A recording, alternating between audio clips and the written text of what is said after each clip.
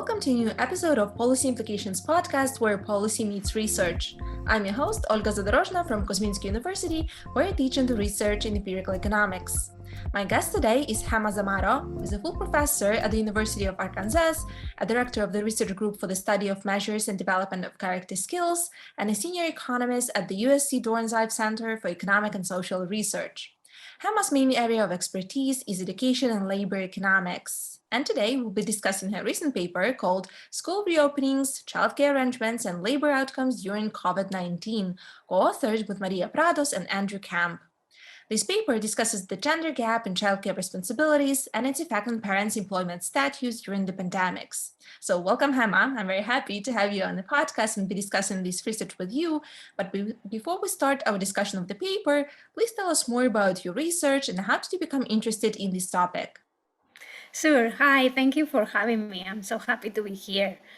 So I have an interest in labor economics and gender issues, even though my main area of research is education. And when the COVID-19 crisis hit us, I'm also a mom of 2 kids. So I was hit hard. It was a difficult transition for me, and I had a hard time keeping up with my classes online, my kids doing schooling at home, and just everything that was going on. So as a researcher, I guess my way to cope was to look at the data and see how people were doing, and I was hoping that bringing more evidence will help us move forward. And I felt that was my way of helping, bringing the evidence out. And when I look at the data, it was amazing to me to see that what my experiences were very much reflected on what we were seeing in the results. So that gave me more strength to cope, I guess, just feeling I'm not the only one. This is really showing in the data. This is a different crisis and it's affecting women a lot. Oh, yes, for sure. It is affecting women a lot, and I can relate to your story as well, because I'm a mom myself, and it was very difficult to transition to online, teaching online, working online, and taking care of my child as well. So I can totally relate. So what do we know about the childcare arrangements during the lockdowns? Who has taken care of children more, actually, fathers or mothers? And how did those arrangements change with time as children started going back to school? Sure. So what we saw in our data, we look at data from the Understanding Coronavirus in America study. This is an internal panel, so families were answering questions every couple of weeks over the internet. And I think when we started the crisis, we have some hope that fathers will be more at home too. They are also working more from home, so maybe they are helping more. And unfortunately, we don't have data before the crisis to know how much they were doing. But so it's possible that they were doing more, but what we saw is that still women were doing much more than men, and moms were doing more, and even when they were working. So when we look at working moms, we see that at the beginning of the pandemic, in the spring of 2020, we see that 1 out of 3 moms said that working moms said they were the only one in the household that were providing childcare and educational support for their kids. And that compared with 1 out of 9 working dads. So that was a big gap. I thought we would find a gap. We know that from prior research that women usually take a heavier load in childcare within the household. But I was surprised to see that the gap was still so big here in the US. And we went back and looked at the data later on in the fall of 2020, and we saw that if anything, it seemed that moms were even doing more later. So it could be that dads were helping at the beginning of the pandemic, and then they found some kind of equilibrium that went back to arrangements from the past. So in the fall of 2020, we found that almost 1 of 2 working moms, 45%, said they were the only one provided childcare and educational support for their kids. And the proportion of dads that were the only ones remained almost the same. We had that it was 10% in the spring, and now it was 9% in the fall. So it didn't change much. Oh my goodness, that's a huge gap indeed. But what about the employment status of parents? Do you observe many people becoming unemployed, for example, as a result of the pandemics? And whether there are any differences with regards to gender and employment or unemployment? Yeah, so this crisis has been different from prior crises. Most of our economic crises that we have in the past affected men more than women. They affected more manufacturing, construction sectors that are more male dominated. But this crisis with the social distancing and the lockdown has affected a lot the service sector, which is the sector that is more female dominated. So some economists are calling it a cessation because we have seen that much more women than men has lost employment. And it's interesting because especially mothers of young children have remained unemployment for longer periods. So we don't see them in the US that they have recovered that quickly. Right. And so in your paper, you look at the transition period, actually, when school children started going back to school. So please tell us more about the school reopening in the US and whether there was a nationwide policy concerning the mode of teaching, whether it was online or some kind of hybrid mode, and whether all of the districts followed the same rules. Sure. So the US is a very special case. Coming from Europe is really, really shocking to realize that there was no centralized decision. So at the end of the day, in almost all the states, the decision was left to local school districts that they were there to decide how they were going to provide education. So as a result, you see great variation across the country on the type of schooling that they were providing in the fall of 2020. So some school districts remain fully remote, and they didn't offer any in person. Some were fully in person and kids could go back. And some were doing some combination of remote, in person, or hybrid, where kids will go into the classroom a couple of days per week and then do the rest of the days at home. So it's something we exploit in the paper, this variation, and it's very interesting because depending on where you live, your chances of being able to send your kids in person for schooling change a lot depending on where you live in the country. And the majority of places were online or still hybrid or in person. So if you just look at the average district. Yeah, so on average, most kids remain remote in the US. More than 50% of the kids remain remote, or some hybrid. So some part remote, some part in school. At home, sorry. But it's interesting because the decision to whether to open in person or not doesn't seem to be driven by COVID-19 incidence rates. So it seemed to be driven very much by political views. So what we have seen is that more democratic states have remained, the districts in more democratic states have remained much more remote with higher probability, and the school districts in more Republican states decided to open for in-person much more. Yeah, oh, that's very interesting, actually. So basically, mothers in those more democratic states, they were affected more to some extent. Yes, I see. Yeah, I see. And so you've done your analysis. And so what are the results of your study? And do you think the results that you find, they are pandemics driven, or do you think they could also hold in other times outside the pandemics? Sure. So we exploit this variation on whether you could send your kids in person for school or not to see how that affects recovery from employment loss and transitions out of employment. And we don't find that it did. So those moms and dads that live in areas that schools open didn't seem to transition out of employment less than those that were with the schools still remote. We do see that dads that live in areas that open for in-person schooling recover from unemployment loss more. But this was a positive effect only for dads, and we don't see any effect for moms.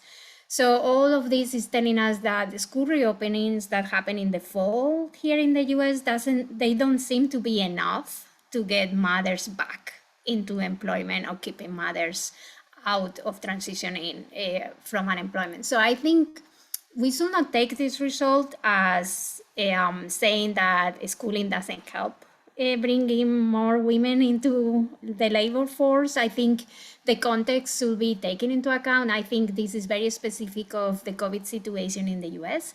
So we need to keep in mind that even though schools open, as I said, the reopening decision was not related to COVID incidence rates. So what we had is that actually by December, the areas that had schools reopened for in-person were areas where COVID was growing higher. So there was a lot of uncertainty about what to do with the kids. And also, even if they were going in person, there were a lot of interruptions because of quarantines and some school closures. Not as many as we thought we would have, but there were some. So I think that should be taken into account, that there was some school reopening, but there was a lot of uncertainty about those reopenings. And maybe that's why we don't see the effects yet. And I was also asking about, whether these are pandemics-driven results, because, well, when we think about just, normal times, no pandemics, for example, but kids still get sick, for example, just, normal colds or whatever that require children to stay at home for, I don't know, 2 weeks, for example.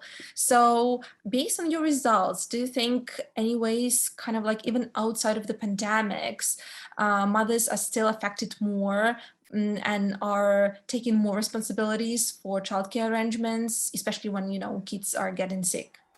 Yes, definitely. I think that's a lesson that can apply outside the pandemic, that we see that in uncertainty of, like in COVID, it's quarantines, but it could be a kid gets sick. Is the mom the first one who is taking responsibility? That goes in line with our results of how childcare is being shared in the household. So that's definitely something that I think applies outside the situation that we see with COVID. Right. And what about other countries? Do you think similar results are found or can be found in other countries as well? Because, well, these pandemics probably and the rules applied during the pandemics were pretty much similar across the globe, at least many countries. So do you think, for example, here in Europe, we can expect to find similar results?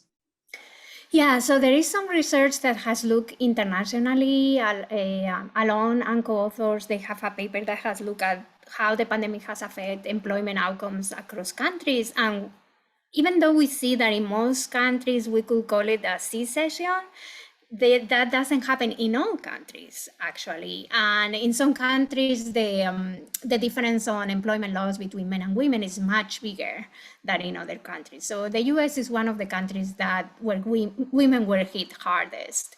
But then you have other countries like Northern European countries like Norway and Denmark, where men were hit harder than women. And countries like Spain, where the difference is not as big, even though women are a little bit affected more. And I think what makes a difference in these countries that were affected differently is, one, they have a stronger social safety net that could help in this kind of situation. And second, I think there is a difference in how countries have treated schools, whether they have prioritized reopening of schools or not. What we have seen in many European countries or in other European countries is that schools have been put first, meaning they have closed other things, but they have tried to reopen schools the first thing and close it the last thing. And that's something that we didn't see in the US. Even in those areas where schools were reopened for in-person, schools were not put first. The decision was we reopen everything. So I think that created more uncertainty and make it more harder for moms. Right. Yeah, but that's very interesting, especially about the Denmark and other Northern European countries that, dad were hit most there. So that's very interesting, actually. But what about the policy implications of your study? So how can we promote more equal childcare arrangements within the family, overall during the pandemics or outside of the pandemics? And what can maybe employers do to support their female employees with children? Sure, that's a difficult question. So I think a lot of what we see in terms of the unequal arrangements in the household has to do with gender norms in the countries. And that's something that it's hard to change. I think in a moment of crisis, probably we all revert to our social norms, and the mom is the one that takes care. In many societies, that's assume the role for the moms. I'm hoping that, or the hope was that with this shock, where dads were also made to work from home more, that they, as I said, we don't have that data before, so we cannot see whether they step up. But I think looking at other countries that have that data, that that's actually a step up and started doing a little bit more. So there is hope that all this experience might have helped a little bit. I'm not so optimistic because then we say that maybe at the beginning of the pandemic that happened in the US, but then in the fall they were like moms were doing more. So I'm not sure to what extent that worked. Another positive thing is that I think employers became more aware of the situation of working parents. I think it was harder to hide the situation when we have Zoom calls and the kids will show up in our Zoom comms asking about homework. It was pretty clear of what parents have to deal at home and at work. So I'm hoping that that has changed the perspective for employers. And I think to help working parents, we will need to keep flexible working arrangements, flexible hours, and a better understanding of the situation of childcare and work. So I think what we are seeing in the US lately is that we see that many employees are changing jobs. And that's something that I want to look up more and study more. We see a lot of moms changing jobs, a lot of women changing jobs. And I'm wondering if, the situation make them realize that maybe they are seeking, that it was so hard that they are seeking more flexible jobs.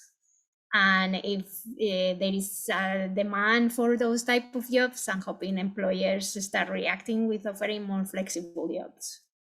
Yes, that's definitely what I hope as well for the employers and also employees out there who are looking for more flexible jobs.